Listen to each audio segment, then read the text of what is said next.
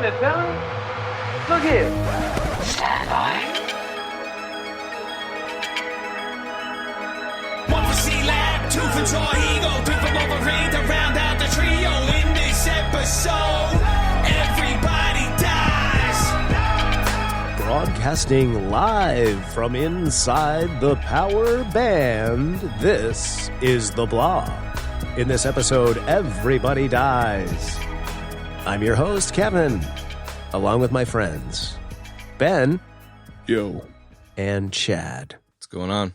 Welcome to the show, folks. This week, we're tackling the highly controversial, very hated by many, live-action rendition of the anime super classic Cowboy Bebop. Let's dig in and take a bite. Yeah, I feel like we should probably save the fan bullshit until a little bit later. Otherwise, it'll just be like a half an hour of us yelling at the people that got the show canceled. So.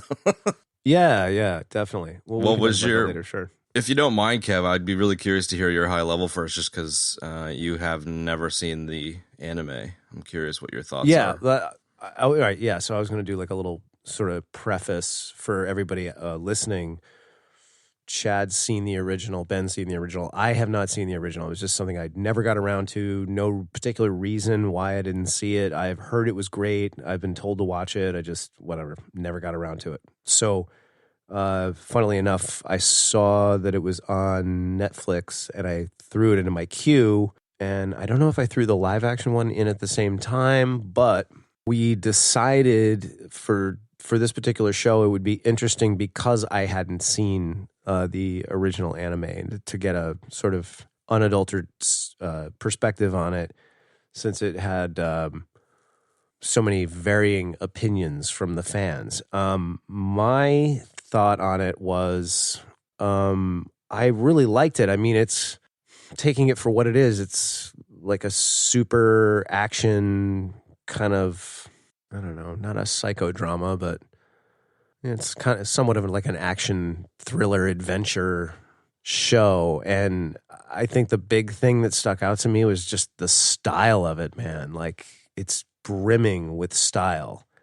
I could make an argument that it's almost too stylistic, but at the same time, its DNA is a comic, or not really. I guess, was this an actual comic first, or was this an anime first? I think it was an anime only, I think. Okay, anime only. So coming as it was an anime only, having that as the DNA, you know, it's not surprising that it had so much style and flair to it, which I really liked. I loved the music. I loved the way it was shot. I loved all of the quirky little things that were in it, you know, the way it was shot, camera bits, things like that.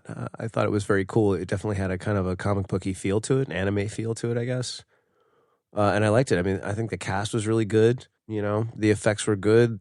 Like, everything was really good about it. I will say I did have a little trouble, like, getting into it straight away. But by the time I got to 4, I was like, okay, I was settled in and I was watching it. But the reason why I was having trouble getting into it was not any particular reason at all. It's just like... Meaning not like it was boring or I didn't like it. What's that? Typical watcher fatigue. Typical us watcher fatigue and just being sort of tired from my life and being forced to watch it. I guess we all seem to be struggling with that right now. But yeah, I guess that was part of it. But once I got into 4 and, like, you know, the story's good. It's not like anything super groundbreaking in terms of story, I guess. But you know, it was definitely interesting and cool. You know, it's like assassins and guns and katanas and shit. Like, it was cool, man. And it's definitely a cool, like, universe that they created in there. You know, it's a cool microcosm, man. It takes place in the future, and I like the various different style of everything in there, and like the way things look on all the various different planets. You know, it was very interesting. It had that. I've said in the past, or we've talked about how, like, I like the unambiguous kind of time setting. It wasn't quite like that, but it was cool to see so much kind of retro styled vehicles and items and things mixed in with all of this, like, future tech and technology and things like that. It was cool, man. Yeah, I'm glad you dug it. And the cast.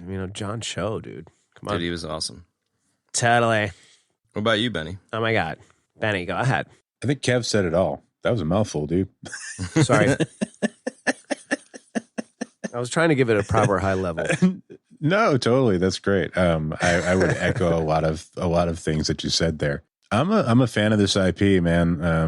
I love the anime back in the day. It's been a really long time since I've seen it, and I didn't watch it before I watched this because I got wind this live action was coming out right around the time I was thinking about rewatching the original series, and I just decided, you know what, I'm just going to wait until this new thing comes out and see what that's all about, just so I wouldn't have any preconceived notions or anything. And I'm really glad I did that because I'm having a hard time understanding why a lot of the Turbo fans are just absolutely hating on this and destroying it. Turbo. So the IP, you got Kung Fu meets, space Western meets Firefly meets, noir detective story meets Totally. Vaporwave future. It's got a kooky mix of cool things going on that tick a lot of the right boxes for me. Same. This particular incarnation, I think they did a great job with the casting. I really like the chemistry that's going on between them.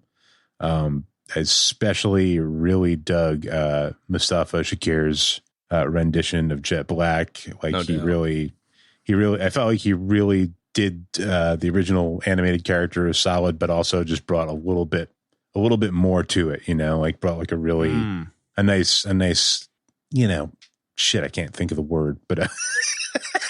Je ne sais quoi. Je ne sais quoi. Je ne sais quoi. Yeah, no, I don't know. It's just an added depth and complexity that made it nice, but in a way that really just like kind of also nailed the original character. That kind of Papa Bear thing that Jet Black has going on. I thought Danielle Pineda was really funny. And just John Cho is great. He's awesome. He did the perfect like nonchalant, sort of attitude that Spike Spiegel has. Action was great. It was shot really well. I've always loved the music of Yoko Kanno, and this is just no exception. It's it's a lot of the same stuff and some different stuff, which is all amazing. Nice. Yeah. So it's kind of one for one and not one for one, and I wonder at some of the creative choices they made, but I think just taking on the endeavor to do something like this, you're fucking doomed, man. It's huge. You're just doomed. Yeah. If you try to one-to-one it, it's not going to work. If you try to change shit, people are going to get pissed off. Like this, like no matter what you fucking do, you're doomed, Yeah, dude. I think it was just I appreciate it. I like it, but I think, it was just destined to get lambasted by, everyone. Yeah, dude. I think similar, like building on what both of you have said, you've both covered a lot of ground. I think one of the things that I find most attractive about this IP is how like a game of telephone the creativity is, where you've got like old school spaghetti western and noir and old cinema, old Hollywood kind of aesthetic that influenced the creators in Japan in the 90s. And then you've got kind of like the really crazy fashion subgenres of Japan that took from, Western cultures like the rockabilly stuff and all these crazy things that they do over there. And, in the 90s, these guys created something that was influenced by the past, and now we're creating something today influenced off of them. So it's like a Western culture as seen by Japanese culture, and now it's Western as seen by Japanese as seen by Western. So it gets this really interesting kind of, to use a Kev word, a very interesting jambalaya going on.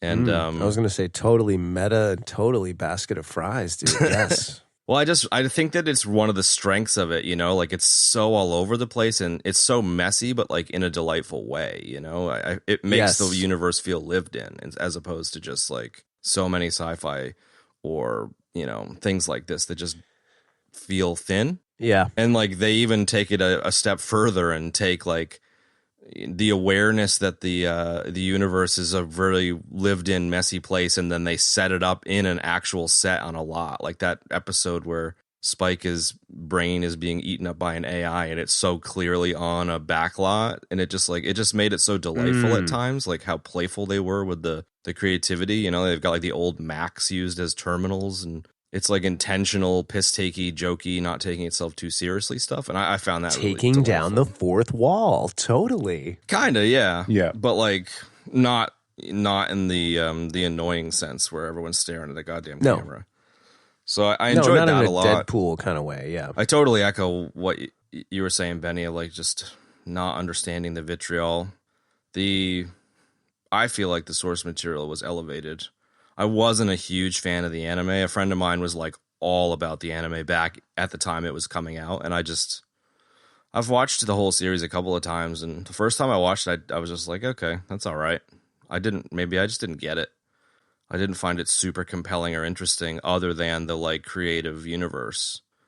And, you know, to your point, Kev, the style, maybe there's too much. Like, I could definitely understand someone thinking that this IP is style over substance, but because it's pulling from like noir stuff and old school stuff, like that's kind of the point of it. It's not trying to break new ground so much as kind of reinterpret old ground. Yeah. That's a really good point, Chad. But I don't get the vitriol. I think it's short-sighted and immature and stupid to shit all over something until it gets canceled. Like, this is exactly what I was talking about, and I think what we were talking about with the Star Wars universe, where try something new and have some balls and do something different. And I feel like a lot of the stylistic choices here were that, and then, you know, because it's not a fucking Avengers movie, everyone's like, oh, and it gets canceled because the businessmen, bean counters want to make money, you know. It's disappointing for sure, but I really enjoyed the series. I didn't read any of the vitriol about this. I only really kind of heard you guys talking about it in that sort of post-show conversation that we had, but I don't really get it either. I mean, the only thing I can say to that is really adding on to what you're saying, Chad. It's just like, you know, people should be celebrated for making and having different takes on various different properties.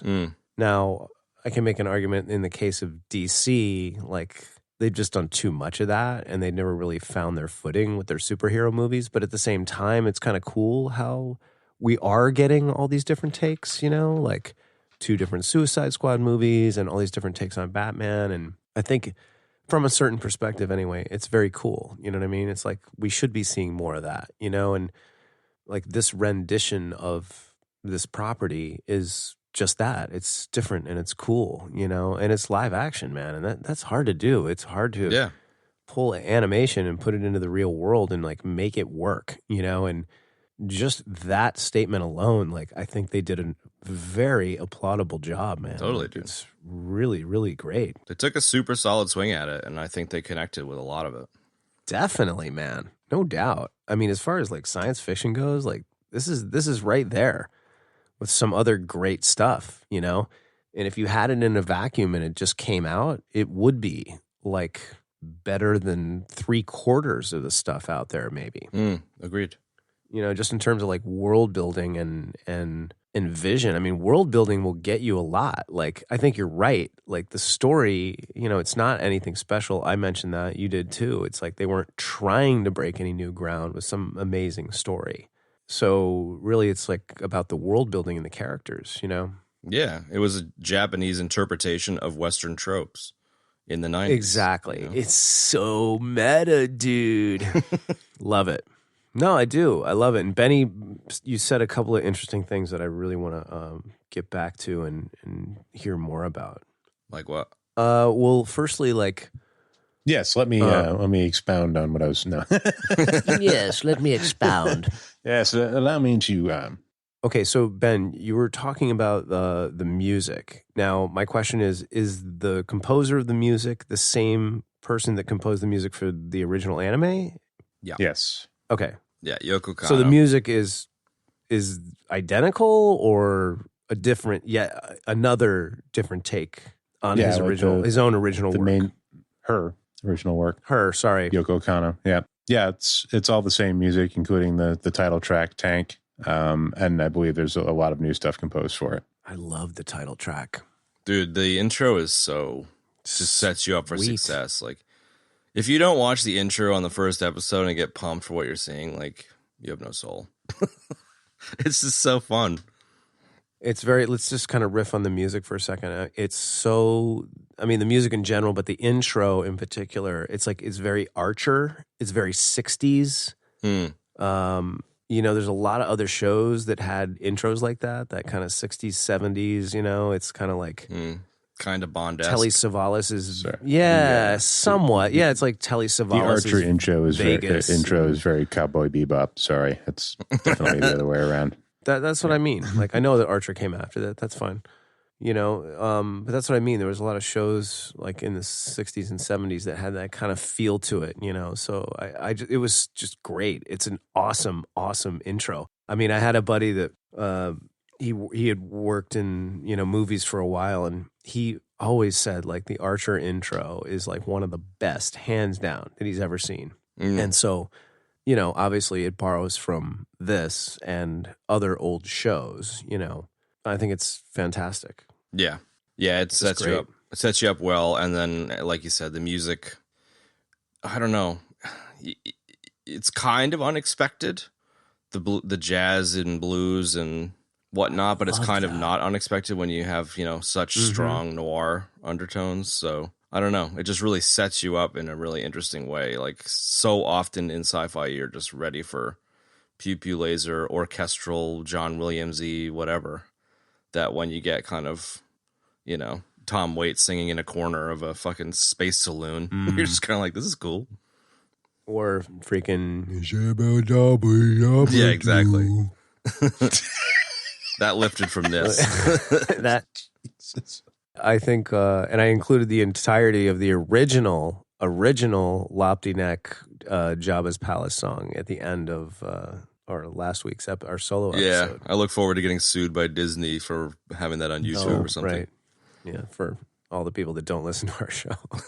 when we have to, you know, delete that portion of the program, it's in the show notes. So there you go. A link to it in the show notes. Yeah, we link it up, fool. As well as Chicken in the Pot and the Barge Jam. Yes. Yeah, I think I had the original like soundtrack Bebop at one point, and I used to listen to it quite a bit. It's just like a really eclectic smattering of stuff. I mean, it's definitely heavy on the jazz. Yeah. But you know, there's all kinds of stuff in there. It's just really creative and interesting. Like, you would hear little pieces come in like literally just for like a second, you know, like there's the one where they have to go to the brothels, and like there's this little chunk of music that comes in like just when they start talking about the brothels, and then it disappears. You know, so there's just lots of neat little stuff in there like that in terms of the music. You know, there's the club where you know, Spike and Vicious used to hang out. There's a scene, I forget which episode it is, but the band that's playing, like Yoko Kanno, is actually in that band. Oh, really? That's awesome. In that cool. scene. Yeah. Dropping nuggets. I love it. Yeah, there you go. Another little nugget about that. It was, I guess, apparently John Cho was like, you know, it was key for him that Yoko Kanno was involved in the project, and it was key to his acceptance of the role, which is pretty cool. That's cool. Yeah, I mean, if they hadn't used the original music, they would have really failed. Like, that would have, then I would have been like, all right, fuck this. Yeah, it would have been that would very have easily been the last a straw failure. for me. Like, yeah, I agree. It probably wouldn't have been us like shitting all over it, but it definitely, like, that's a risky thing to change that out. I mean, we just wouldn't have done it, I don't think.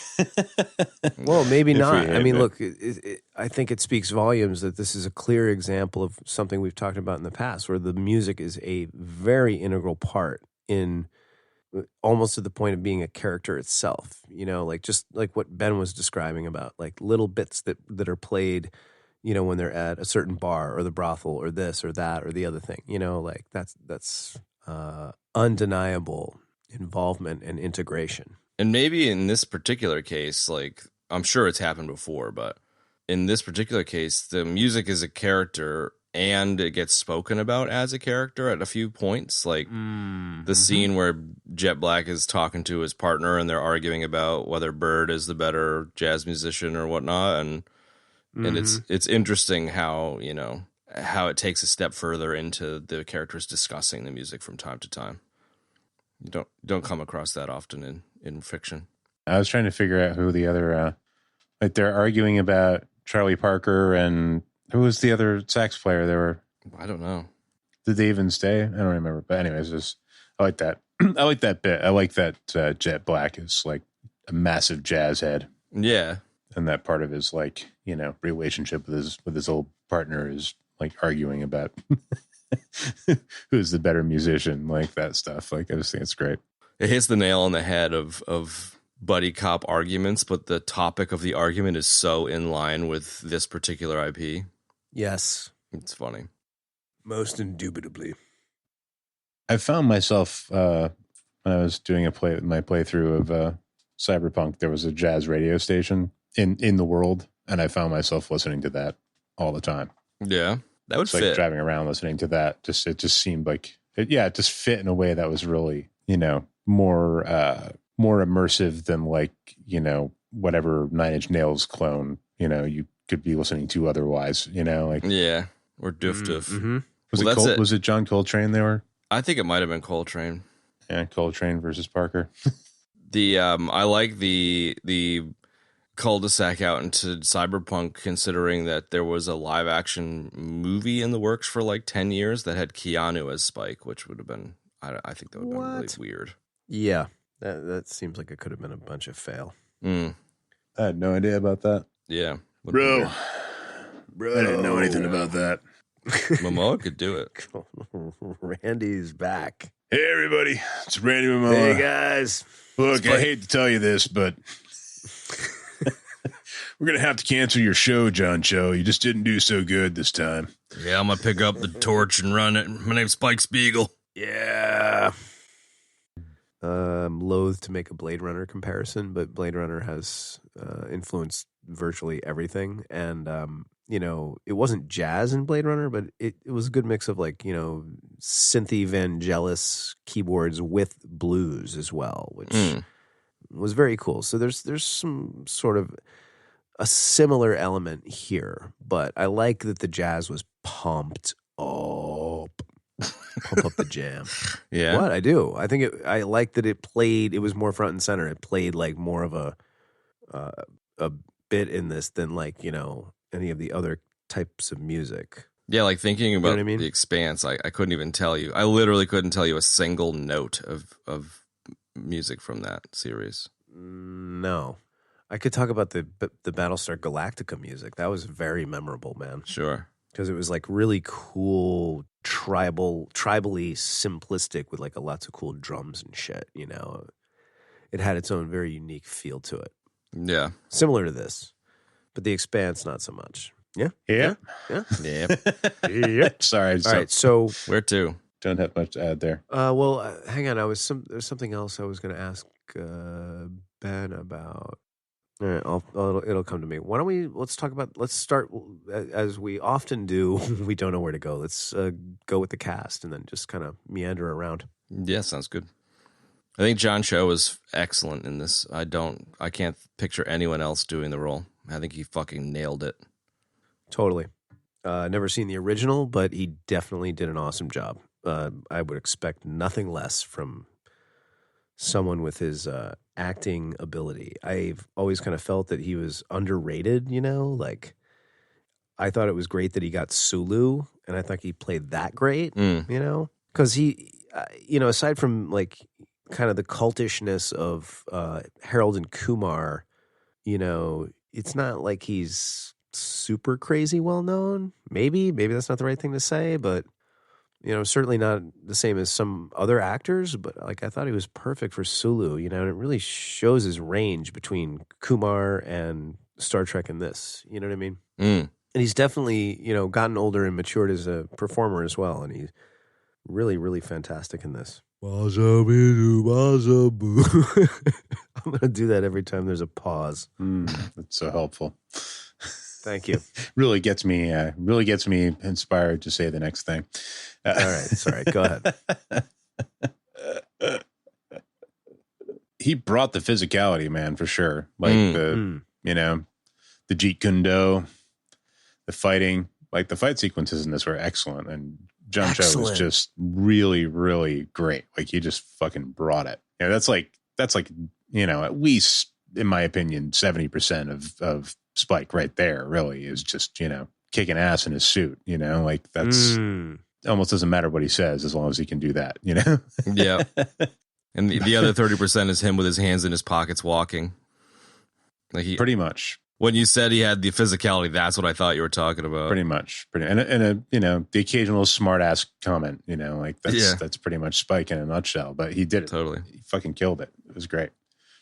It's interesting that you say that too, because like he doesn't say a whole lot in the anime. He's very much the Clint Eastwood strong silent type kind of trope.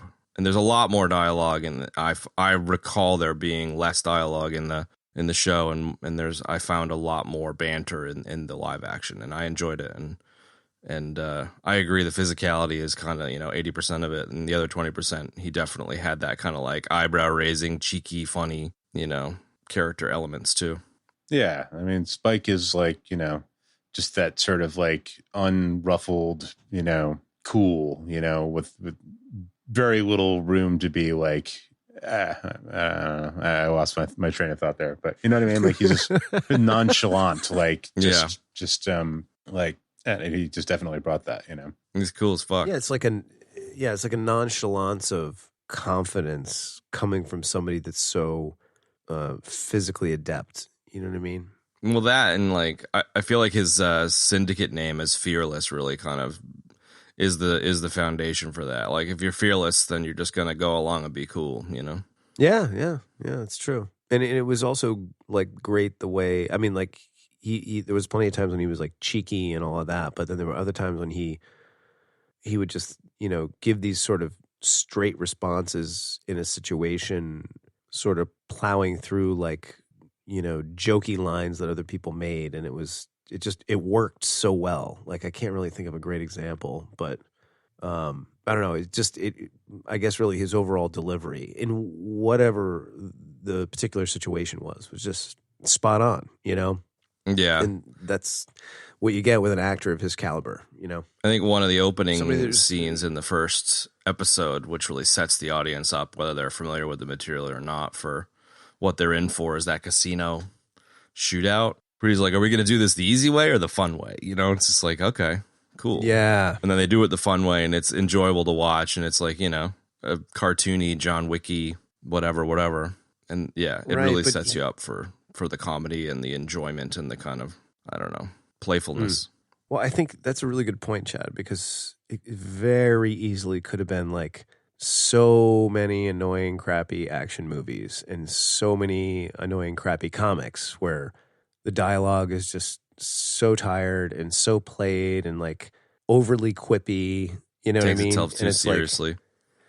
And that too, yeah. But he was able to sort of deliver lines that were similar in such a manner to make it not feel that way. You know what I mean? And that's a huge success. Yeah. Because it would be so easy to go the other route. And so many different, properties and films and such do that. It's what's expected.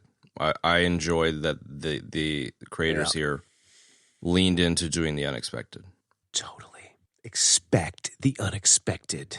I had totally forgotten that Jet Black was more ambiguously, more ambiguous character in the show. Like Mustafa Shakir did such a great job embodying Jet Black that like I immediately was like, yes, that is exactly what Jet Black looks like in the show. And then I was watching an episode of the show last night and I was like, oh, no, he's like a random, light-skinned white dude. But I feel like Mustafa Shakir just like, I don't know, is a better Jet Black than the show's Jet Black, if that makes sense.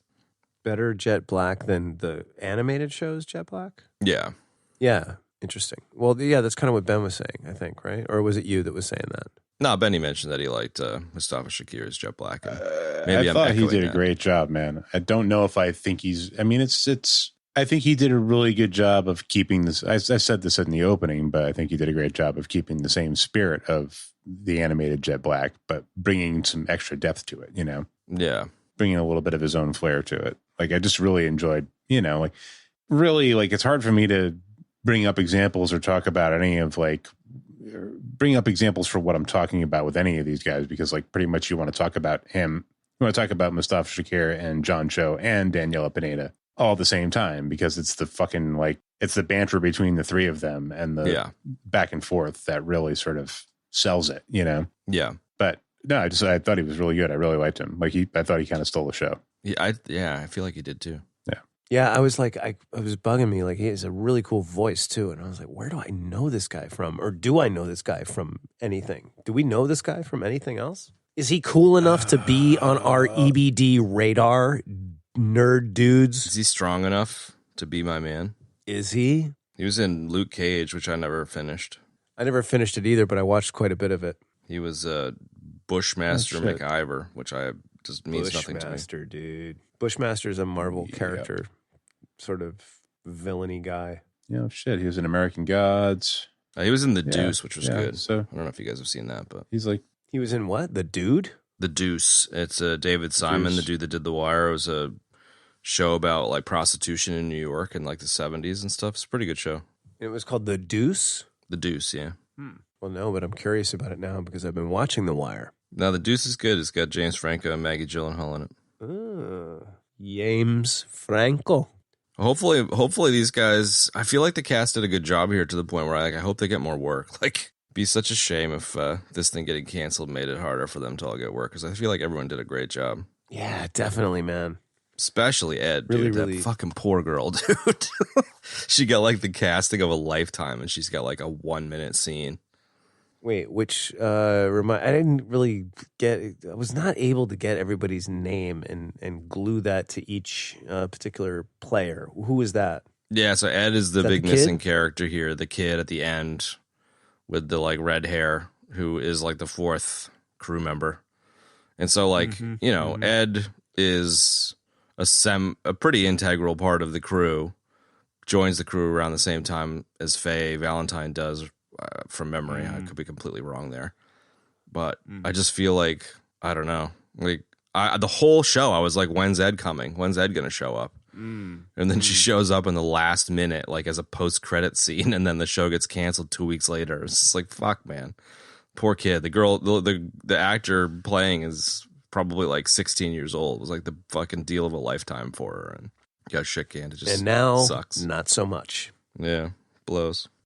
I know that's like Anakin Skywalker, dude. I was gonna play Anakin Skywalker, and I didn't that was a good get video. that role. That would have been the role of a lifetime. It would have totally ruined me as a performer, but it would have been the role of a lifetime. There you go. And then, like, three idiots like us could have been making fun of me. Mm-hmm. That was a death, dude. I'm just picturing like 26-year-old you as Anakin Skywalker in the first episode, and it's kind of cracking me up.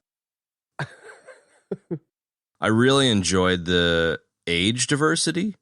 There's a couple of older women who played these characters where they were just like super sultry, and I really dug that. I thought it was yes, great. I dug that too. Yeah, it was like a fucking army of gilfs in the show. It was funny as hell. Two of my favorite side characters. One was Woodcock, who like called in holographically. Yep. Like Jet Black knew her and he's trying to get information, and like the entire, like, apparently they were lovers at one point, and like fucking Spike was just like hamming it up and laughing his ass off at it the entire time. So great. Spike was totally really funny character, man. Yeah. Whoever the actress that played her was fucking hilarious. And then Eden's fake mom was great too. Jesus, Faye's fake mom was great too. Yeah, she was great, dude. And that whole plot line of I kind of love how that entire episode was just like a kinky sex thing. It was so funny. The punchline of that was so great. Right? Yeah, the mink. Yeah, like the whole time you're like, all right, this is pretty fun, and then at the end they say the safe word, and it's just like, seriously, it was like a 40-minute fucking kinky sex act. Like, I love it. So silly. Yeah, that was a great episode, and I really liked that. That was the reveal at the end of the episode. It's super funny. And then she steals the ship, and her mom's so proud. Like, oh, it's so good, dude. Was that one? That's the Galileo Hustle, episode 7. Yeah. Episode 7 was my favorite one, I think. Sure. It's up there. Yeah, I really like that one. It's really good. But I want to just go back for a second to this whole like idea of like, I think it's really cool that they put like 3 older actresses and they really sexed them up. Yeah, you know it was what I great. mean? And like, it just added a really cool element. And it, you know, because you don't really get a lot of that in like cinema, I guess. And I don't know, it's cool to show that side of an older woman because that's very much a real thing. And I feel like that sort of thing is kind of shied away from. You know, you don't just see it all the time. I totally think it's shied away from. Right? Yeah. Exactly, dude. So like, I thought it was fantastic, man. Yeah. It makes it so much more real and believable rather than just like exactly, man. This whole show could have been a bunch of 17-year-olds cast like the fucking Hunger Games, and it would have just fallen so flat. You know, like I just love that there was a even Spike and Faye and Jet. They're all meant to be like 20, 25, and it just wouldn't have worked. No, it wouldn't have, man. I guess I'll just drop this nugget now. But did you notice who the speaking of older women, the head of the tree hugger little group was, Chad? No. Since she's from a previous episode that we did. Oh, is that Adrienne Barbeau? Yes, dude. Nice. I saw Adrienne Barbeau in the IMDb and I couldn't remember who she was. The tree lady. That's great.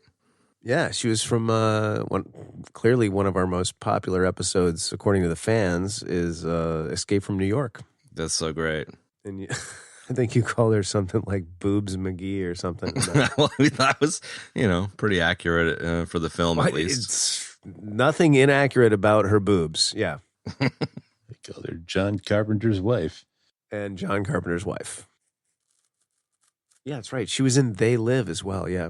Yeah. Save the Sea Rats. Save the Sea Rats. Save the Sea Rats, baby. That tree stuff was also kind of hysterical. I really dug the whole like tree grenades, like just that idea of coming up with something like that. And how much of a bunch of fuck ups those eco warriors were was quite funny. Yes, they were definitely a bunch of screw ups, but I liked how they had that kind of technology, and the willingness to like go to that length of like. They were like the Fratellis from Goonies. Yeah, crossing them with the Sea Shepherd crew, and there you go. Yeah. That's got funny. Like mom running the show, and it's like the 3 siblings, and they're all fuck ups. But I liked that technology, that like biological technology. I thought that was super cool. Yeah, it was funny. Womp womp. What about Faye? Yeah, I was gonna say let's like stick to the women for a second since we're already kind of hung in on that.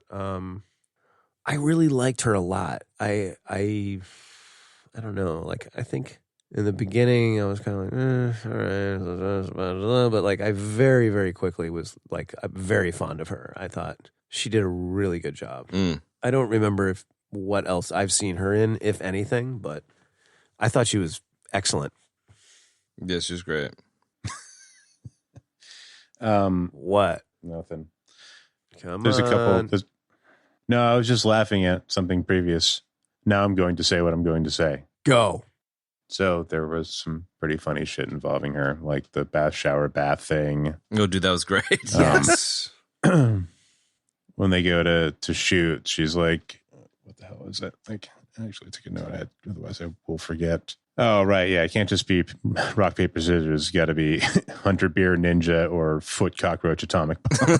Yeah. I like that. I loved that whole thing. And then like at the end of it all, Spike is like, he's like, you always pick the third thing. Like, like he makes her go through all this stuff just so he can like detect like what her preference is. She's so confused. She looks so like hurt. So he's like, can't we just do rock, paper, scissors? And she's like, fine, grandma. Then they do it and she picks scissors. So he picks rocks. He's like, you always pick the third thing. It's so great. Yeah. Yeah. There's just fun with the cosmonaut. They never explain it, but it was just funny. Like, I love that. Spike and Jet Black are just like, you know what she looks like? The cosmonaut. And they're like, yeah. And they're like laughing. They keep laughing at her about it. She's like, what? That's so good. I don't know. Yeah, good stuff. The railgun. The railgun was great, Yes. dude. Yeah, the railgun was awesome. Like literally everybody she encounters like, those are scam. And then she saves the day with it with a bobby pin. That's There's just so much playfulness in this show, man. I don't get the hatred. She got a shitload of hatred, evidently. Either. What? Oh, God, why? yeah. Because Faye in the show is just tits and ass, like plastic bikini outfit. I found her really annoying in the anime, but I don't know. She just, whatever. Nerd stuff. I haven't seen that, but I think that this is way better than what you just described. Yeah. You know what I mean? Like a character that's got like some wit and some brains, you know what I mean? Like definitely cool. Yeah, I don't know. I think she ruined some weirdos' waifu pillow fantasies. Dude. See, that's what this is all about. You know what I mean? I mean, let's be real here. I think that I really liked how she like forms, like there's a great bond that's formed between her and Spike and Jet, you know, like as they go on, you know. Anybody? Yeah, I thought you were still talking. Yeah, no doubt. No. Yeah. I recall a bit more antagonism in the anime. And I did see one person talking about Faye that had, I don't know if it's true or not, but it sounded plausible, where they were like, look, Faye in the anime was much more like expert negotiation, like really, you know, just like really sharp, and found the like wise assiness annoying here. Or like, cool, fine, maybe that's true, maybe it's not. But yeah, I kind of liked that the crew were an actual crew instead of just like a bunch of people from a fucking season of the real world who didn't really get along, which is kind of the vibe I got from the anime back in the day. Like, I like that it's like a family and they kind of come together in the end.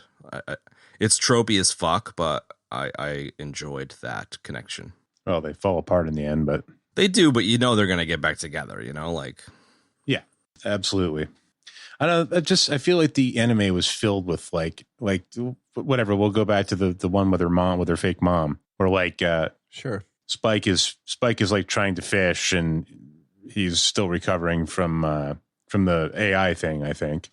Right? He's like, he has a huge migraine headache, and they're just kind of talking past each other, like face like weighing out in like a chaise lounge, like reading Playboy, like because she just discovered sexuality. Yeah, and she's just like going on and on about like, oh, am I a tit girl or an ass girl? Like, I don't know, like, you know, like she's just going on and on, like kind of talking to him, but not really. Like, they're not really talking to each other. They're just kind of talking past each other. Yeah, it's like like Spike walks away and goes back to the ship, and she's just still going. You know, like and that's kind of how the scene sort of ends. Like they sort of like pan up to like a camera from the top, and she's just like still going on and on, like. I just feel like I mean, I guess I got to watch it again. Maybe I'm completely wrong, but I feel like the original anime was filled with that kind of shtick. You know? Totally. So, which works, but I liked that there was a bit more connection with the way they handled this particular one. Like, it worked, and it's funny. Like, that fishing scene was fucking hilarious, especially when he just like throws the shit into the water. It's so good. Yeah, it's just like when they're both fawning over her, you know, over the fake mom, like because she's going to cook them like stuffed peppers or whatever. Like, it's just great good stuff, man. I don't know. Yeah, it's super. I really thought they got that chemistry just right. Yeah, I agree. You know, maybe it wasn't exactly like the original, but it was good. Yeah, it was fun. It was just a lot of fun. It's just nice to watch something that's fun to fucking watch, not a slog to watch. Right.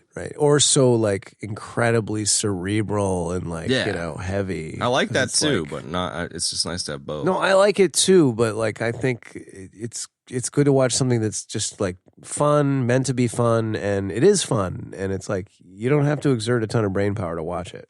Yeah, I mean, I don't know if we need to go down a massive cul-de-sac here, but like I feel like this is really similar, or maybe I should say, The Expanse is really similar to this in a lot of ways. But it's like The Expanse is like the fucking goth, broody brother, and this is like the really fun, bubbly sister. You know, like it's a very similar thing, but totally different in a lot of other ways. And I would so much rather watch like 3 more seasons of this than any more of the fucking Expanse.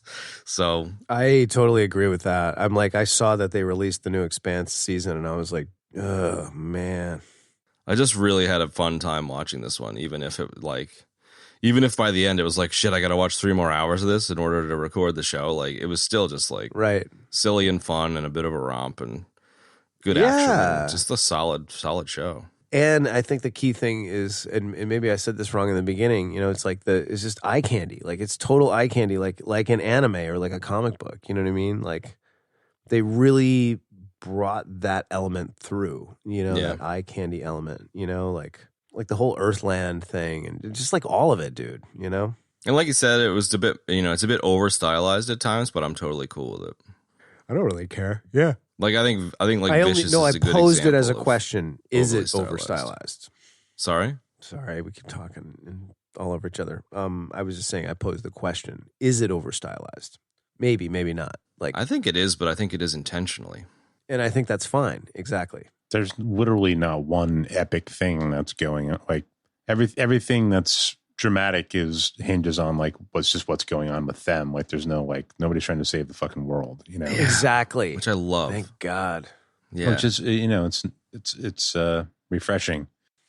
Nobody's really trying to is. save Just the have a little universe. bit of that, No helicarriers. It's great. That's a great point, Benny. Yeah, it's just refreshing to not have to fucking stop Space Hitler again. It's just getting so fucking boring. Yeah. No, there is a weird Dolph Lundgren like clown guy, but Yeah. not Space Hitler. Yeah, but That he was my cool. favorite episode of the anime, the crazy clown guy one. That was an enjoyable episode here, but it was kind of weird. Yes. It's definitely a bit. Yeah, I don't know why. I just felt bad for him when Spike finally like beats him. Yeah, and he's like, He's "Mommy, just mommy," crying and wants his mommy. Yeah, it's dark as fuck, Oh, with the dog? Yeah, that was super weird. But it was but good. cool. I liked it. Yeah, It was good because he was like this giant, this unstoppable, like, assassin. And then all of a sudden it's like, you put a toy dog in the ground, the guy just completely falls apart.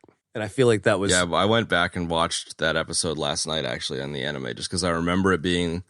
I remember watching the original series and being like, I don't really give a shit. And I remember watching it a second time, the whole series, maybe like 15 years ago, and being like, there's only one good episode, and it was the clown one. Or maybe I should say there's only one great episode, and it was the clown one. So seeing that live action was interesting, and just wanting to go back and watch the anime and be like, was it good? And there was like a little bit of a exposition where the like deterioration of the patient, the crazy Dolph Lundgren dude, like regressed his psyche to being childlike.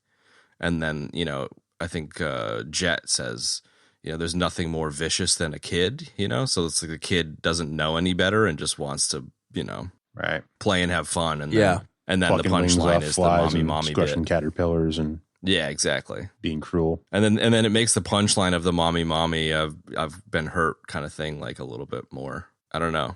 I feel like it's a solid punchline in that case, but it was a very weird episode, but I enjoyed it.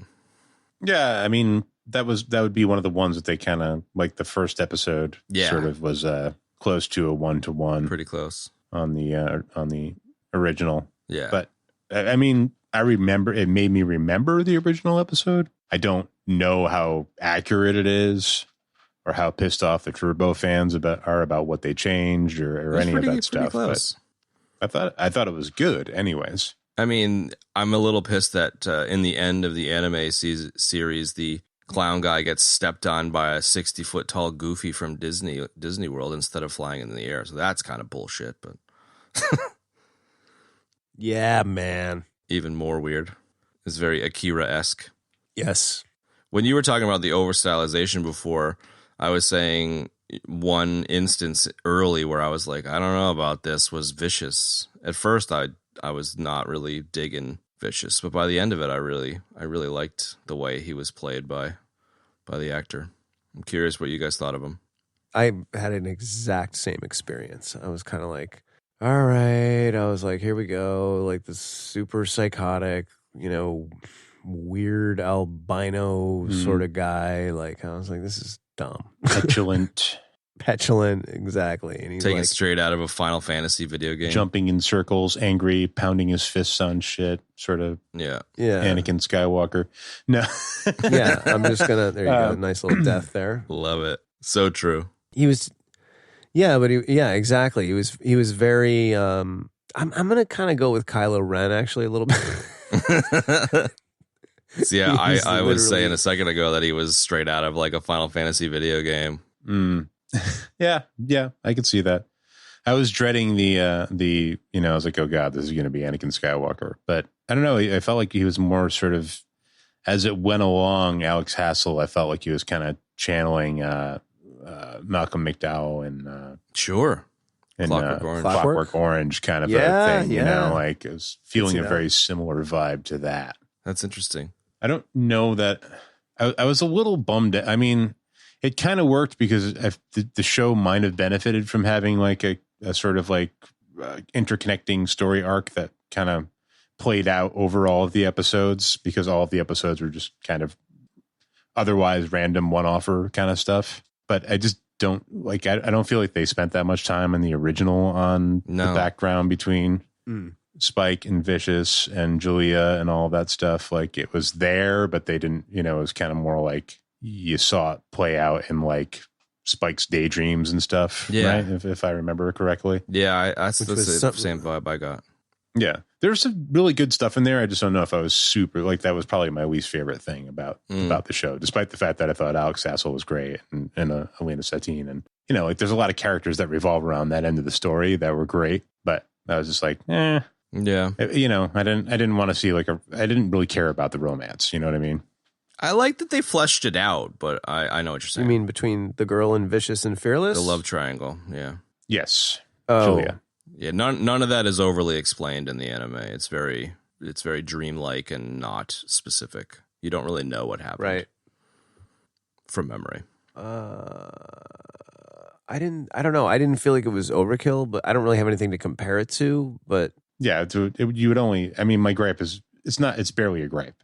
I'm just saying, I don't know if I wanted that. You know, it's like finding out what the Clone Wars is. Like, you know? Right. Yes. I like that they fleshed it out, but I agree with you that maybe it's like, yeah, a little bit too much. Like, I agree specifically with like, I don't think they needed to be like, you know, Han shoots first about it, where it was like Vicious falls in love with her first and then Spike takes her and then, oh no. And, you know, it's just like, all right, you know, we don't need the fucking as the world turns bullshit here, but right. There was enough that specific kind of, you know, central, I don't know, that central antagonistic point. I don't think you needed to flesh out the way that it did, but I enjoyed the spending a bit more time on Vicious versus Spike and, you know, some of the love triangle stuff. I was definitely not into the fucking Qi'ra from Solo ending with Julia, but that was fucking stupid. That's a complete that's a new direction that they went for sure. It's not that I thought it was bad, it just was not my favorite. Yeah. Part, you know, like I felt like those episodes were dragging, you know. That's like, fair. Yeah. Like, here we go. You know, when you like read a book where there's like 3 different story arcs that are intertwined. Yeah. You always have that one story arc that like you kind of are like speeding through to get to the other part because you like it better, you know. Every 3 chapters, you're like, fuck, another one of these. Fuck, another chapter of Sam and Frodo walking. Yeah. Or it's like our now maligned sci-fi series Hyperion. Oh, Mr. Frodo. Yeah, exactly. That's something we used to love that we now hate. Potatoes. Hyperion. Yeah, it'll be a little while before I do Hyperion again.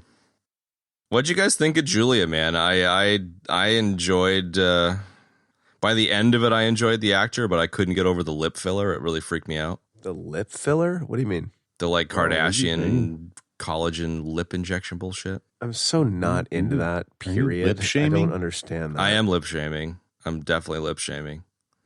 It's super distracting. Yeah, it is. It's annoying. She came good in the end. In the beginning, I was just kind of like, wow. She's like, the character itself is super vapid, but this seems to have been quite intentional and well played as a result, you know? But at first, just like cardboard cutout-y. I didn't get a vapid vibe from her. I got more of like a, just kind of like, you know, especially when she talks to what's-her-face about, you know, double-crossing everybody and getting her out, you know? I was like, wow, maybe she's just this kind of like trapped in this rough situation, man, with this crazy dude. And it's just like she's, you know, scared for her life and trying to figure out a way out of it. That was really more the take I got from her. Yeah. Well, that's about halfway through, you know. Up until that point, it's just kind of like, I don't get it. I don't really get why we're spending so much time focusing on her. You know, similar to Benny's point. Yeah. I mean, maybe that's why they went with the betrayal angle in the story, because they wanted to try and add some more dimensionality, because she literally just starts off as like a fucking, noir detective story trope, like the caged bird the caged broad dame singer from the fucking smoky nightclub, like It's totally. it was it fits really well with the world and the story, but Kind of like Goldie and Sin City. Nancy, yeah. Yeah. Sin City. Yeah. there you go. Similar kind of feel there. Should probably talk into the mic instead of turning my head away from it. Do you like the stupidest aside here? But oh, please. the guy that the guy that hooked up with Jet Black's wife, the cop, Chalmers, every time is like, Chalmers is coming. Every time I was like, Super Nintendo Chalmers. And just fucking cracked up. Dude, nice. And I thought of you every Nice time. reference. Simpsons reference. I fucking cracked up I made every this time. myself, Super Nintendo Chalmers. Oh my God, that is so awesome. Speaking of Chalmers, man, that was a epic mustache. That was an epic mustache, dude. Yes, that was. Let's take a moment here. There was some very futuristic and fantastic facial hair in this, and that was an epic traditional stash. It was very 70s. It was very traditional, very sexy, very manly, and very macho. Mm-hmm. For my personal taste, I know you guys are stash aficionados, but I am a huge fan of Jet Black's weird, pointy pyramid chops. Dude, I'm all about his Wolvie chops. Yeah. He did have some Wolvie going on there, and I'm all about really any kind of facial hair as long as it like looks good and or whoever's rocking it is rocking it with confidence. Yeah. I think Jet Black's pyramid facial hair was created by ancient aliens. They came down and put pyramids on his face. That's what I think. Did they line up with the constellations? Yeah. Yes. Yep, they do. I'm going to stick with their Wolverine chops. Okay, but, that's fair. I liked it, man. Yeah, I like all that. I like ancient aliens too. I think we could. Speaking of the one-to-one thing, like that's a risky move, man, because pulling something very anime looking like that, like straight out of the cartoon and into the real world, like you don't know if it's going to work or not, but it definitely worked. Totally works. works. I feel like that was an issue with Wolverine's hair in the X-Men movies. You know what I mean? Like, how do you make that hair real? Like, his hair was so completely outlandish in the comics anyway. Yes. And then his mask literally was designed to fit over the weird wings of hair. Like, I don't know, man. It was not to go on a Wolverine digression, but not to go on a namesake gripes of Kev session. I love it. My namesake, dude. Yeah. I guess, sure. The Wolverine. But the Wolverine was based on the facial hair, man, not his weird hair wings. He never had the hair wings. I'll grant you that. You should try for that. I never had them. No, I never had them. Yeah, you should try that look. You should go for it. Hair wings. And I'll just run around with like holding knives between my fingers. I'm Wolvie. I'm Wolvie. At the dealership, man, knives. you got to have like at the dealerships, have like you that hair and the chops, and like your smoke constantly have like a stogie in your face. Yeah, there you go. And then instead of claws, dude, you have pens that pop out so people can sign here, and sign here, please. Better. I'm going to do that the day that I want to quit, so I can just go in and get fired. Okay. Why did you dress like that to get fired? That's right. I'm doing a walkout. It's a walk off. And then take my pants off and run around with shoes and underwear and then whatever I was wearing on top. Going, I'm Wolvie. Ching, ching, ching. Again with the ching, ching, ching. No, that was not the same. I said before the cling, ching, chang, and you immediately associate it with some sort of racial slur, which I still cannot wrap my head around. It's not a racial thing. It's an anime thing, dude. It's an onomatopoeia thing. There you go. Oh, whatever. Yeah. I love it. Many of the great properties of the past that we've watched have plenty of cling, ching, changing going on, dude. Yeah. Battlestar Galactica, Cowboy Bebop, The Simpsons. Frozen. Not much SNIKT, but Yeah, SNIKT, exactly. SNIKT. That's what I'll be doing. SNIKT. I'm Wolvie. All right. Get that out of your system. Just did I get it out of my system? Did you? Yeah. All right. What are you giggling about? I was just speaking of like, racist things, etc. I was just looking up waifu to make sure that wasn't like super derogatory, Right? Because we've used it several times. Apparently, I didn't find anything, but I did find a waifu generator. Really? Do share. It's like an online flash kind of thing. Apparently. What's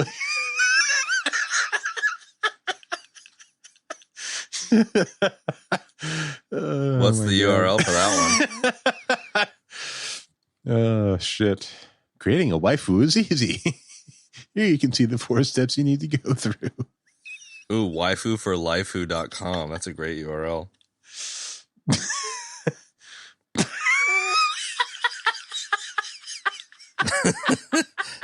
Oh, wow. My waifu is pretty cute. Are you making a waifu?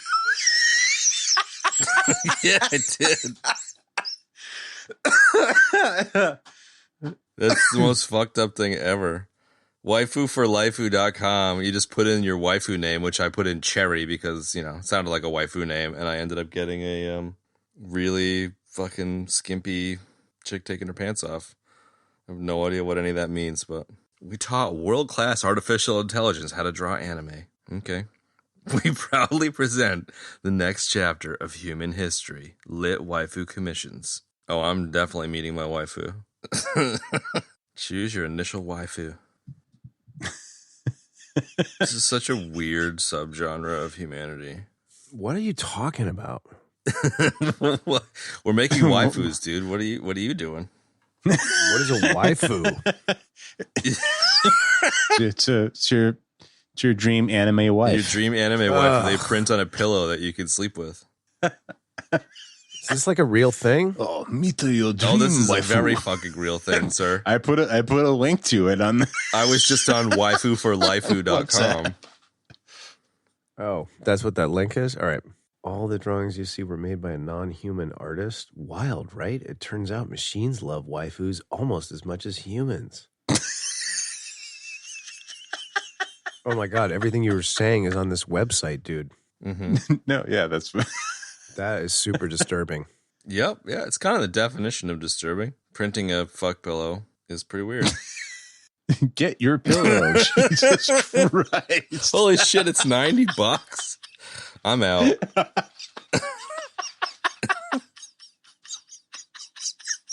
My AI generated waifu is $90 for a fucking pillow. They're soft yet durable, made from 100% spun polyester with a sprinkling of sadness. Each pillow comes pre-stuffed. Oh my God, this is so weird. Dude, that was great. Thanks for that, Benny. You're welcome. So, Kev, Benny was looking up waifu to make sure it wasn't a derogatory term and ended up here. That's how we ended up here. I love it, man. This is what great shows are made out of. Ships to U.S., Canada, and Japan. That's it. So anyways, Cowboy Bebop. All right, so Cowboy Bebop. All right, you wanted to talk about the Syndicate, and then let's wrap this Cowboy up. Bebop. I think we should talk about the Syndicate stuff just because I feel like it ties the plot and the cast up nicely. So, I don't know. Well, Vicious and Fearless come from the Syndicate, so that's important. Mm-hmm. And I loved those super weirdo masks and John Noble and, blood. So is that it? That's all you want? Cool, covered. I don't know if that was me covering it or if that was just sort of a Kev outline. I don't know. I'm going to keep going. I guess, from my point of view, it's like the Syndicate stuff is the boogeyman that, Spike was part of that he doesn't want Jet to find out about, and about it, but Jet doesn't know about it. So it's one of those classic, the audience knows more than the characters bits. And then, but I like that Jet finds out and he's like, I'm cool. Yeah, exactly. And then I love that, by the way, where Jet was like, I know your past. You're a soldier. That's pretty cool, man. Nice, super soldier. This is really funny, man. I get a kick out of all that stuff. And Spike's just like super uncomfortable about it. And then you got Vicious, who's, you know, trying to take it over with Julia kind of egging him on, to your points earlier about Julia trying to get out of the shitty situation she's in. And I just enjoyed the kind of getting the other bosses involved in the double, triple, quadruple cross kind of stuff. I just thought it was an interesting and well executed kind of plot point. Yeah, it was good. And it's kind of served as like the ultimate baddie, but it wasn't like one single person, which was nice. Mm. I mean, there was a bunch of baddies or whatever obstacles. That was certainly one of them. You know, it's like confronting your past, I guess, somewhat, but not in an overly heavy kind of way. You know, I did like the whole switcheroo with the face, whatever you call those things, face camouflagers or whatever. Yep. I liked those in general. I love stuff like that. It was very kind of Total Recall, you know. I dig that, and I liked when they showed that in like episode, what was it, like 2 or 3 with the dude they were chasing down. Yeah, it was the third one, Dog Star Swing. Yep. There you go. You know, where Jet's trying to score a Cabbage Patch Kid for his daughter. Totally, so good. I love that, dude. And I love how, like, you know, like the old lady in the brothel, you know, holding that dude by the hand. That was great. I just love that. That was cool. So it was cool, like the whole switcheroo. I did not see that coming at all. Yeah, and you had the guy gagged. Similar situation in V for Vendetta. You know, then they chopped his head off. Yeah, it was cool. Yeah, nice switcheroo. Everybody loves a good switcheroo, especially when it works and you don't see it. Mm-hmm. You just want Vicious to get his comeuppance, and they fuck with you, and that he doesn't in that moment. Yeah, you definitely do. He's like one of those people, characters that's like super annoying, and you're just like, God, I want you to go. Dude, that's I love the other bosses, Mao and Santiago. They were cool. Wait, who is Mao? Was that the Mao woman? was the woman that was like pouring gold in the foundry, who's also that's it, the foundry. Yeah, Topaz from Thor Ragnarok. She's must be good buddies with Taika Waititi. Wait, she Topaz, plays who was that? Goldblum's right hand person. Right. She's great. She's funny. Oh shit! Yeah, again. She was so great in that. Yes. Mm-hmm. Yeah. Cool.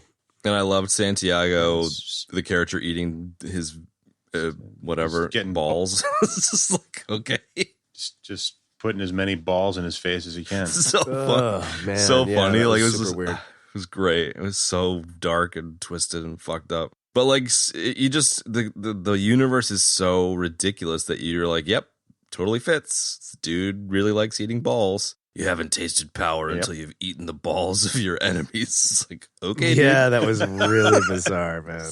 But I agree with that statement, Chad, that like the universe is so weird that you could easily accept it. Sorry, yeah, it's perfect. It's fucking perfect. Yeah, no, that's one of those great. It's like, you know, it's supposed to be intimidating, and it kind of is, but like all of his rivals are just like, yeah, it's just weird, dude. Balls. Yeah, okay.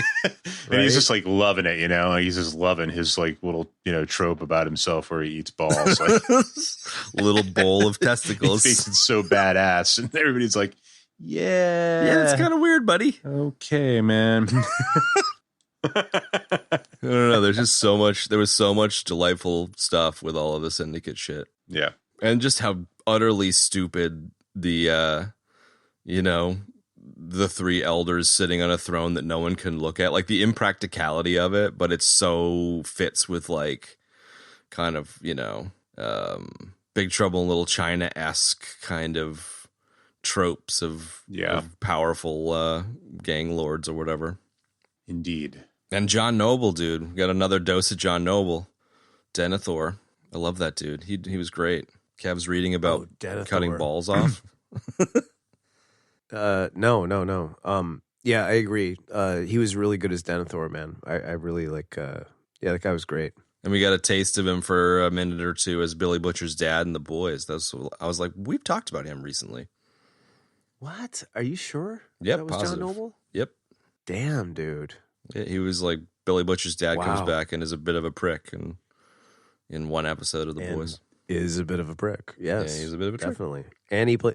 Man, he plays a lot of crazy dads. Think about it. Denethor, Butcher's dad, and this guy. It's three shining examples of fatherhood there. There you go. Nailed it. That's what I've done my modeling after is this guy. Dude, my favorite though, my all-time favorite number one dad is a picture of Stannis Baratheon with a number one dad coffee mug, like in his shit, like in his armor, and I just found that so funny. The dude that like lit his daughter on fire. Fuck, it was just like such a funny meme. Yeah, it was good. I like it. Anything else on the Syndicate? I like the weird. I like the weird masks. Like I thought they were creepy. I like stuff like that. I think it adds a lot to a villain. When you can't see somebody's face, it's very unsettling. You can't see what they're thinking. And the masks themselves have a very, I don't know, interesting look to them or disposition. So it makes them sort of creepier. It's kind of like in. Not unlike like Eyes Wide Shut, with the masks and at the party in the end, and it's just like you can't tell. Vendetta. V for Vendetta too, but that sort of thing, V for Vader. Yeah. V for Vader, V for totally. The invasion. Mm-hmm. Dude, my boss is like, I can't decide if he's Vader or Palpatine. Oh yeah, I'm really struggling with that. Yeah. That particular label, but he's one of the two. Pick him up and throw him down a shaft. See what happens. See what happens. Is that the decider? Yeah. Is that the decider? If you pick him up and he lightning bolts you, then he's Papa Palps. Totally Palpatine. All right. So, Bits and bobs. Yes. I enjoyed Ein, the dog, who's a beloved character from the anime. I liked the Ein projecting a movie and Faye's reaction to it out of his eyeballs. Wait, projecting a movie or? Yeah, the clown episode where Ein like psychically connects with the clown dude and in the Bebop plays a message and she's just like, it plays videos from its eyes. Is that what that was going on? I wasn't really clear about that. I couldn't tell if he was like surveilling them. Like it had some implants inside the dog, or what the hell was going on? A bit of both, I think. But I liked it. It was fun. A bit of both. Yes. Ein is a data dog. There you go. Whatever that is. He can do some interesting. He's like a cybernetic dog, I guess. And delicious. Dog. And delicious. The dog stuff was pretty funny. Delicious cyborgs. Okay, then. Interesting. I like it. You guys got bits or bobs? You know what? Not really. I don't know. I really like I don't know. I liked the overarching style was like, I liked the flashbacks with him and the cop, him and his cop partner that ended up betraying him. Mm-hmm. I really liked that whole segment was great. That was like super noir. It was great.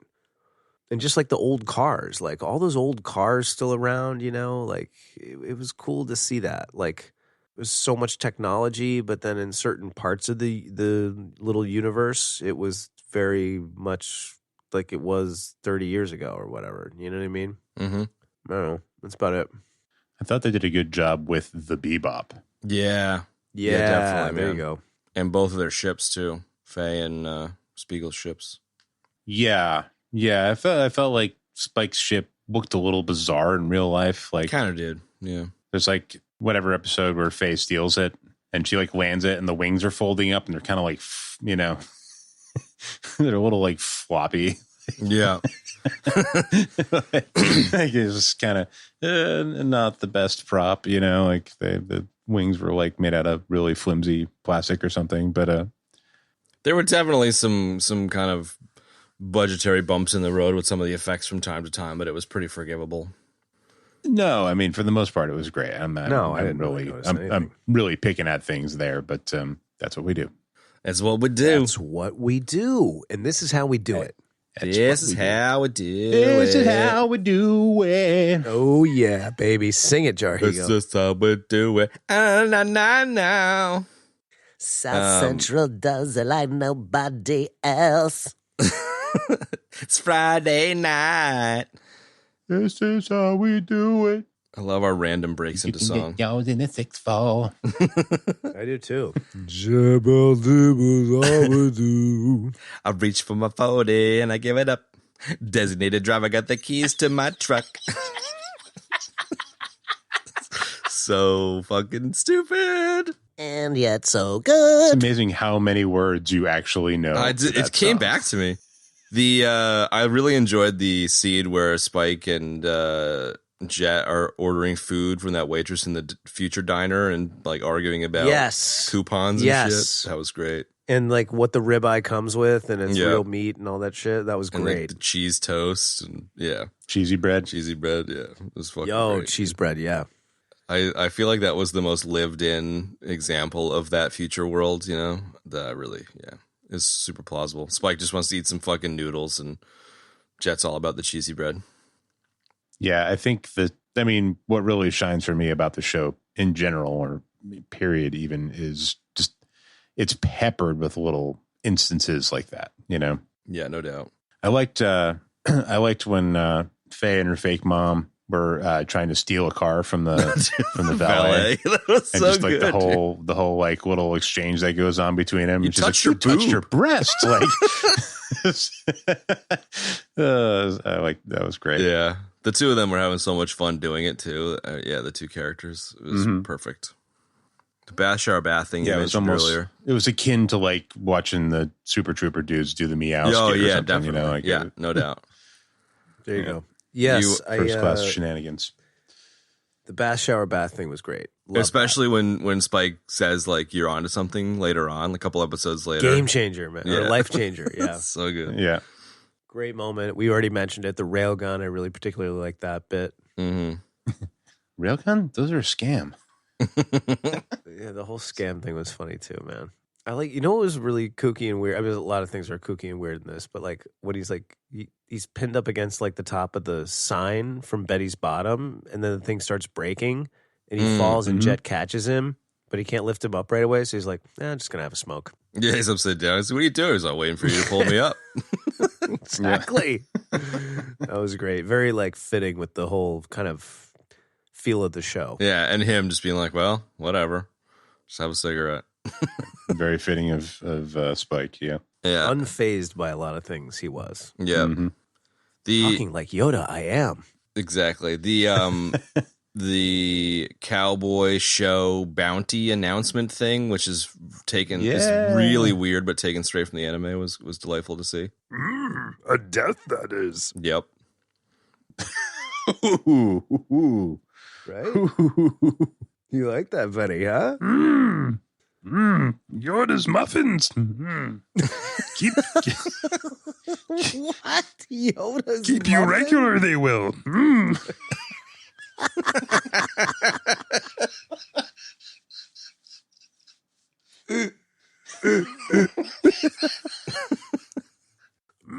Jarhigo, a death, that is. Eat. Good food. Yoda's muffins. Wholesome they are. Unambiguous porridge. Good.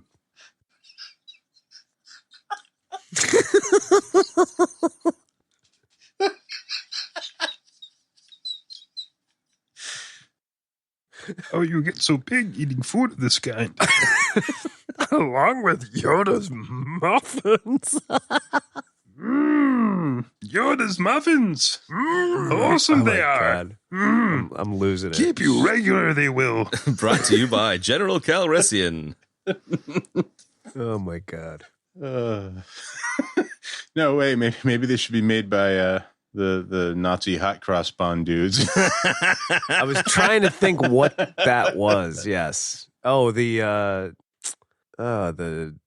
Yep. Mm-hmm. Adam Sutler, the Sutler's Farm. Sutler's Farm. That's what it was. Wait, no, it's Sutter. Adam Sutter, right? Or Chancellor Sutler? Sutler. It's Sutler. Yeah. Sutler's Farms remembers. There's nothing like getting Jarhigo giggling, man, on something. For real.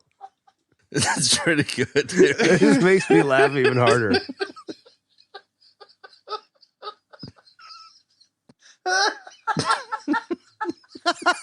He's freaking out. I love it.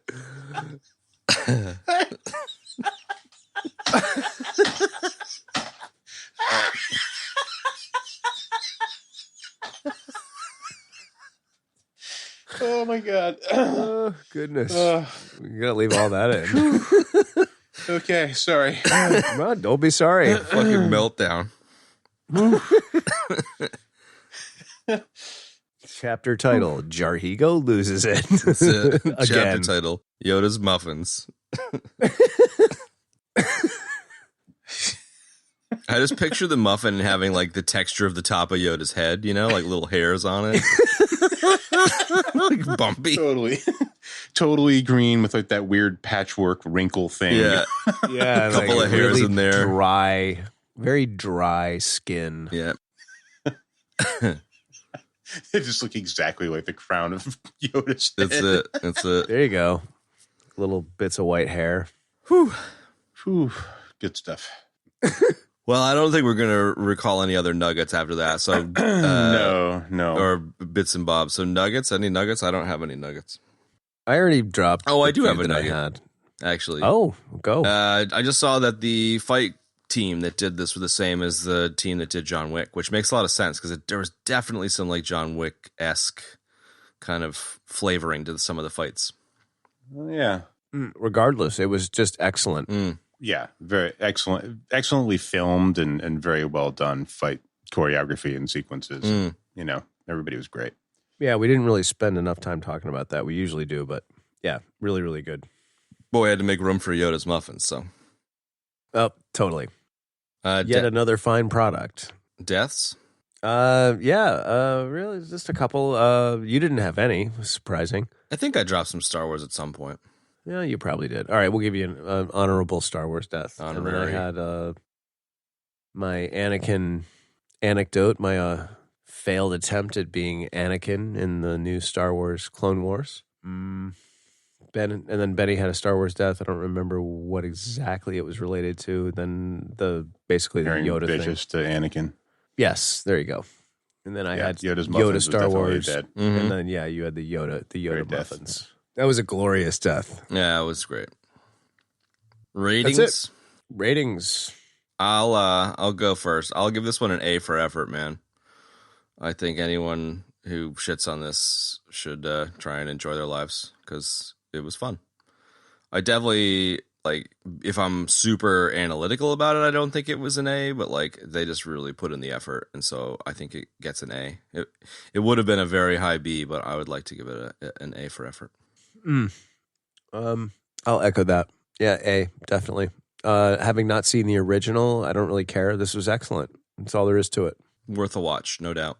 Definitely worth at least one watch. Yes. Maybe even two. Yeah. I think 2 would be worth it. Agreed.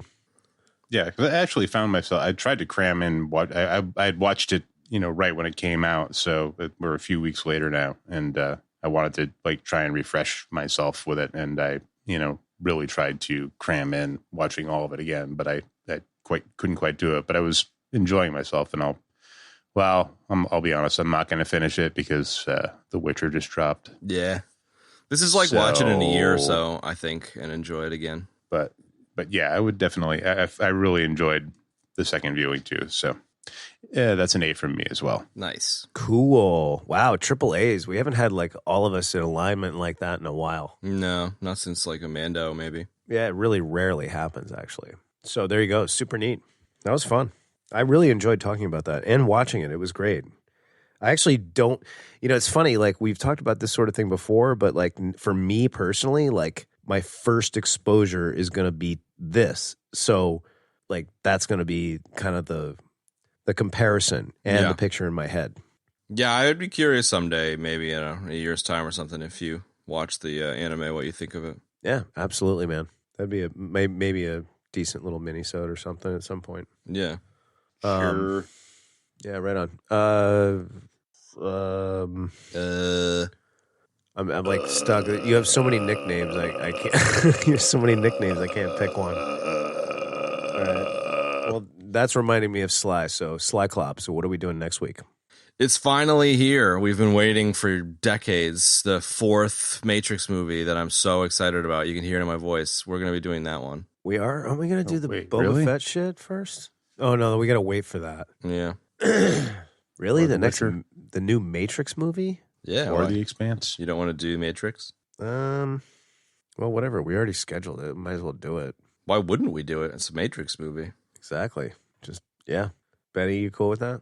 I will. I'll have to go see it while I'm off. Oh, I it's guess. HBO. Wait, no, we can what? It's on HBO. Yeah.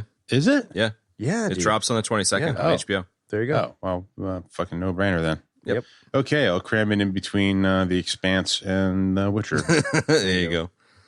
It's probably worth saying that even if we don't end up doing it, but we're going to be taking a week off around the holidays. So if you miss us for a week, that's why. Yeah, 1 week, people. That's it. We're taking 1 week away out of 2-something years. You get 51 episodes, you Yeah. fuckers. Yeah, fuckers. You know, we should play that. We should do like an hour of like that sound that the TV used to make when the network would just go offline, you know, in the middle of the night. Yeah.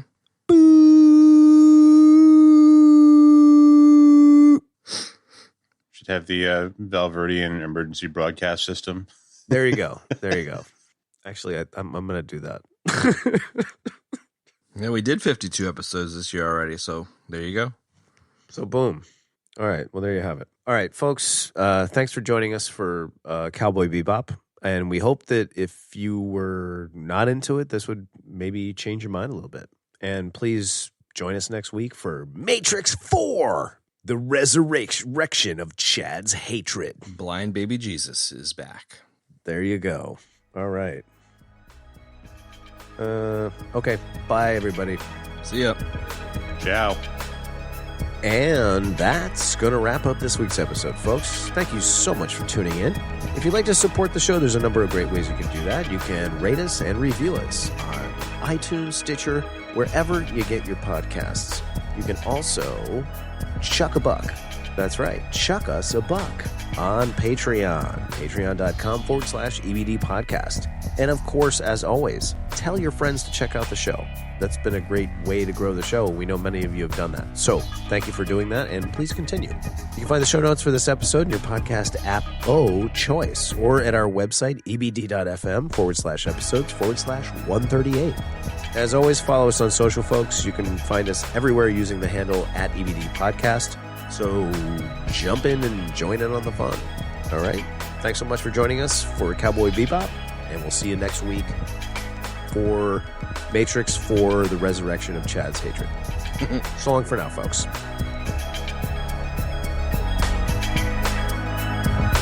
One for C-Lab, 2 for Troy, 3 for Wolverine to round out the trio in this episode. Everybody dies.